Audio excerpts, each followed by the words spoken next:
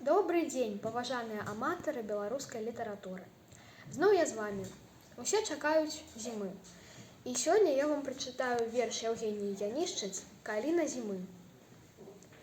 Полымем зыркім душу апаліла, полымем белым зняло з небыцця.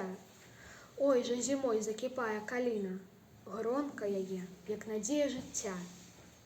Позняя ягадка позняй спакусы, вэлем маё вырастаў па вясне. Запунсавела прыпухлыя вусны, свецяцца ціха, шчасліва праз снег. Выберу сёння якую вандроўку, каб не ў талоннай душы дагадзіць. Светла аклікну каліну сяброўку, сумам маім на мяне паглядзіць. Бела-пушыстыя ўскінуты бровы, час замірання і час адкрыцця.